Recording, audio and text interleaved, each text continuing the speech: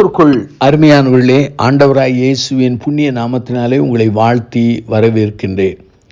நம்முடைய வாழ்க்கையிலே நம்முடைய சுவாபம் என்ன? மனிதர்கள் கண்களிலே தயவு பெறத்தக்கதாக எவ்வளவோ முயற்சி செய்கிறோம். ஆனால் ஆண்டவரின் தயவு மனித தயவுகளை காட்டிலும் அது உயர்ந்தது, அது வல்லமையானது, மகா பெரிய காரியங்களை செய்யக்கூடியதாக காணப்படுகிறது. சங்கீத புஸ்தகத்தை நீங்கள் எடுத்து வைத்துக் கொள்ளுங்கள். அங்கே 5ஆம் அதிகாரத்தை நீங்கள் புரட்டுங்கள்.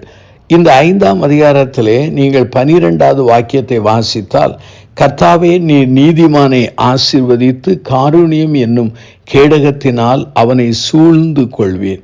காருண்யம் என்கிற வார்த்தைக்கு ஆங்கில வேதாமத்திலே ஃபேவர் என்கிற வார்த்தை வருகிறது.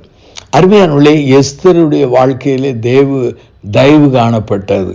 தாவீதின் வாழ்க்கையிலே, தானியேலின் வாழ்க்கையிலே, அதே சமயத்தில் ஒவ்வொரு தேவ மக்களுடைய வாழ்க்கையிலும் தயவு காணப்பட்டு பெரிய காரியங்களை அது நிறைவேற்றக்கூடிய வல்லமை படைத்ததாக காணப்படுகிறது.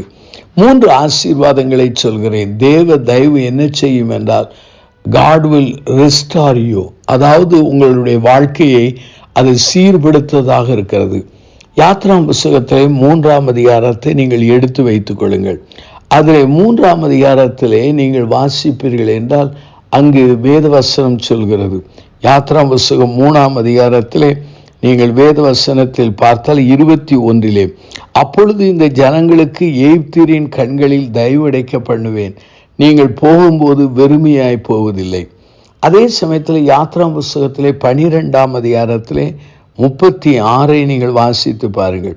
அந்த வசனம் சொல்கிறது, கர்த்தர் ஜனங்களுக்கு எகிப்தியரின் கண்களில் தயவு கிடைக்கும்படி செய்ததினால் கேட்டதை அவர்களுக்கு கொடுத்தார்கள், இவ்விதமாய் அவர்கள் எகிப்தியரை கொள்ளையிட்டார்கள்.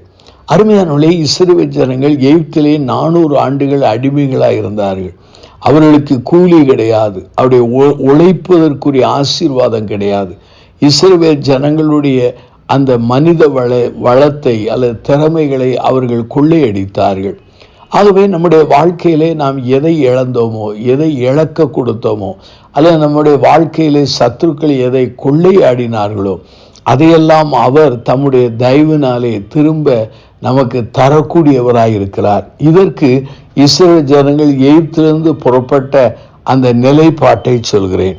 இரண்டாவதாக, ஆண்டவருடைய தயவு என்ன செய்கிறது என்றால், நம்மை பெரியவனாக்கிறது. யாத்ராம் புஸ்தகத்தை நீங்கள் எடுத்து வைத்துக் கொள்ளுங்கள். 11ஆம் அதிகாரத்தை நீங்கள் புரட்டுங்கள். அங்கு வேதவசனம் சொல்கிறது, 11ஆம் அதிகாரம் 3 அப்படியே கர்த்தர் ஜனங்களுக்கு எகிப்தியரின் கண்களில் தயவு கிடைக்கும்படி செய்தார். மோசே என்பவன் எகிப்து தேசத்தில் பார்வோனுடைய ஊழியக்காரரின் பார்வைக்கும் ஜனங்களின் பார்வைக்கும் மிகவும் பெரியவனாயிருந்தார். ஆண்டவர் நம்மை கனம் பண்ணுகிறார். பாருங்கள், சாதாரணமான மனிதனாயிருந்த மோசேயை ஆண்டவர் எகிப்தின் மக்கள் மத்தியிலே பார்வோனை காட்டிலும் பெரியவனாக்கினார். அப்படியானால் ஜனங்களுக்கு முன்பாகவும் பெரியவனாக இருந்தார். ஆண்டவருடைய தயவு தான் நம்மை உயர்த்துமே தவிர, கனம் பண்ணுமே தவிர வேறு ஒன்று இல்லை என்பதை புரிந்து ஆண்டவரின் தயவுக்கு நேராக கிட்டிச் சேர அழைக்கப்படுகிறீர்கள். மூன்றாவதாக, ஆண்டவருடைய தயவு என்ன செய்கிறது என்று சொன்னால், அங்கே யாத்ராம் புஸ்தகத்திலே யாத்ராகம் அல்ல,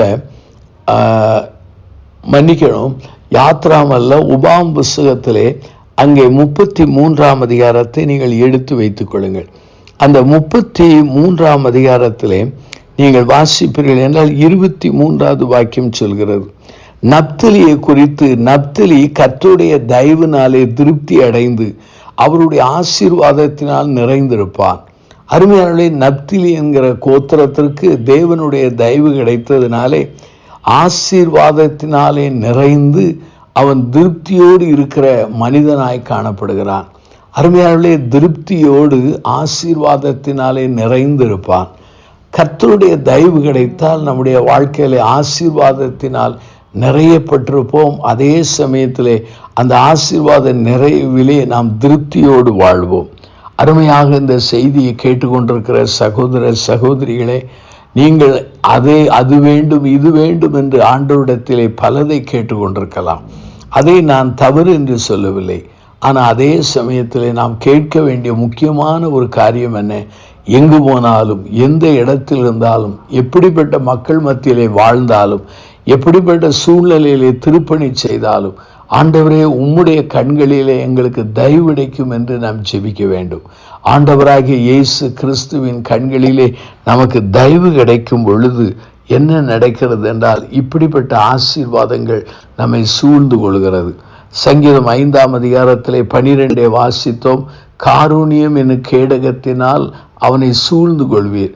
கேடகமானது யுத்தத்திலே விரோதிகளுடைய பட்டயத்திற்கும் அம்புகளுக்கும் நம்மை விலக்கி பாதுகாக்கக்கூடிய ஒரு நல்ல ஒரு ஆயுதமாகும்.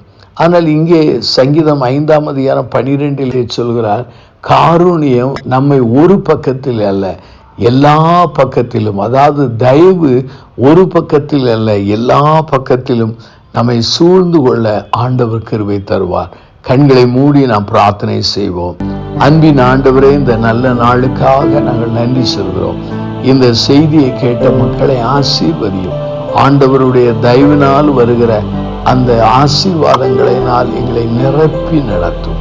பெரிய காரியங்களை செய்யும். இயேசுவின் நாமத்தில் ஜெபிக்கிறோம் பிதாவே, ஆமென்.